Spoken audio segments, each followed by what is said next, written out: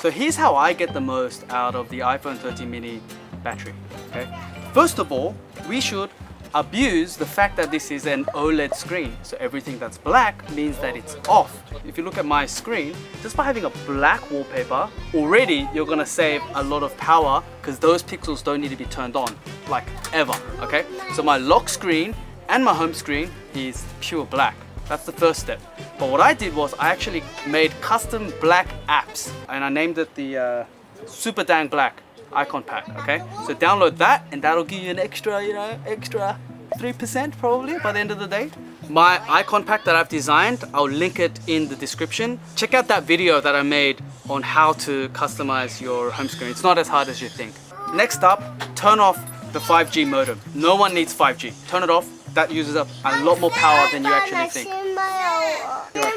Okay, alright, where do we go? How do we go to the toilet? Give me a sec, okay. Chama, don't piss your pants. As I was saying, I forget what I was saying. I'm at a, where are we? Dubbo Discovery Park. Went to the zoo. Here, awesome. Kids are loving it.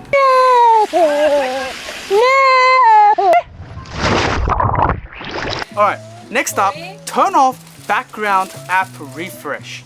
It benefits nobody. If you have an app that you must have refreshed in the background, turn those on, but you should turn off every single other app because that will save you a lot in the long run. The only problem is it's tedious because you gotta literally press on every single app. This one's something that most people don't know of, but you can actually schedule your notifications. So do you need your emails the second that you get sent the emails? If you do, ignore this, skip this part. But if you don't need your emails instantly, what I did was I schedule my emails. So at certain times throughout the day, I get all my notifications. That way, the phone only needs to refresh that just that one time instead of refreshing every 5 seconds. Is there a new email? Is there a new email? Is there a new email? Is there a new email? Next, it's kind of like, it's not a hack, but it's kind of like common sense. But just get rid of all the apps that waste your time. If you look at my homepage, I've literally got nothing that is gonna waste my time, okay? In fact, when you pull down to do Spotlight as well, I've turned off the Spotlight suggestions because what I realized was there was always Twitter there and YouTube and all that stuff, and I kept pressing on it. So that way it actually doubles down on stopping you from wasting time. And for the 5 people who are interested, we drove about 6 hours away from home to sleep in a caravan. So we are in our home for the next couple days.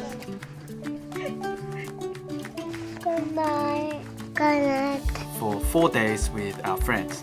Yeah, you're famous now. You're super. Hey, I'm actually getting famous now. I legit want to live a caravan life for a few months if YouTube becomes a full-time thing. The idea of not being location dependent and having the ability to change your view by driving somewhere else is so enticing. We went to the zoo, had a ton of fun, where we drove around, rode our bikes around, fed the giraffes, saw some animals. We had dinner crammed up in a caravan, which was awesome, and took about 50,000 photos.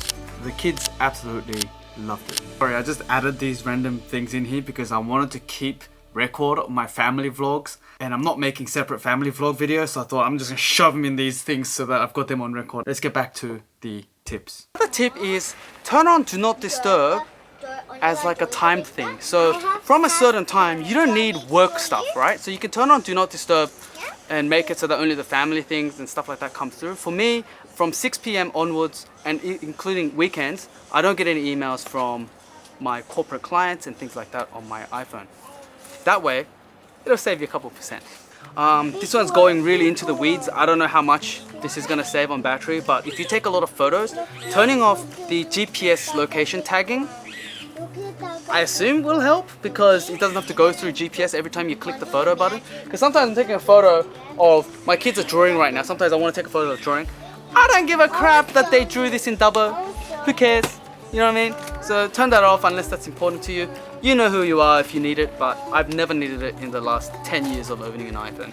And so, I don't know if you know, but I did a battery test with the iPhone 13 mini and it performed really poorly. And when I did it again off of camera, it lasted twice as long. And I'm like, the screen on time was twice as long. I didn't do much things different.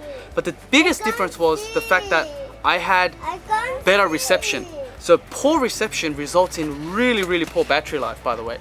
And so if you've got really poor reception, what I do is, and you can't access internet anyway, what I do is I actually turn off the 4G modem completely so that I can still receive calls and text, but I can't receive any data. That way your phone's not constantly searching out with a weak signal, sucking up that battery. It actually sucks up your battery the most, I think, out of all the tips that I've mentioned. And then close second place is probably the screen. Black screen actually does a big difference. So just changing these few little settings has really got me a lot more battery out of this tiny little phone. Or you cannot take any of my tips and just do what my wife does. Just chuck it on a MagSafe charger. Link in the description. And the fact that I use this now, not as my primary phone, but as my business phone, it's never died on me. The Pixel 8 is still my current primary phone right now, but I still love this thing to death. Let me know in the comments if there are some tips that I might have missed.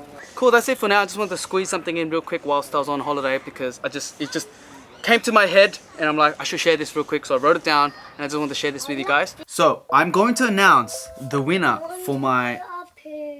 You want to do a poo? Okay, now whilst Joy is chugging the poo, we are doing a giveaway and let's go. That's it. 506 comments have been loaded. Pick a winner. Here we go.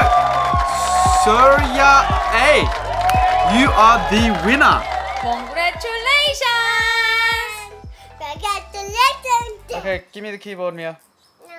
What you need to do is you need to contact me on Instagram. This is the handle. And what we'll do is I'll send your name and details, whatever, to Lowfree, and they will get in touch with you and send you a keyboard. Let's do this again. Let's get to 20,000 views. This is exciting, man. This is fun.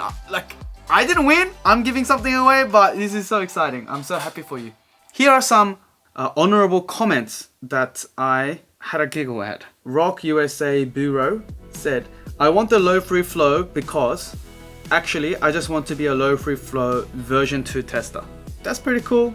Fellow Geek Find for macOS said, honestly hilarious how the Lowfree Flow keyboard is better than a $13 billion company.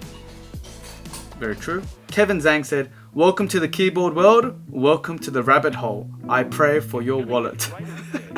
Alright, that's it. Anyway, see you guys.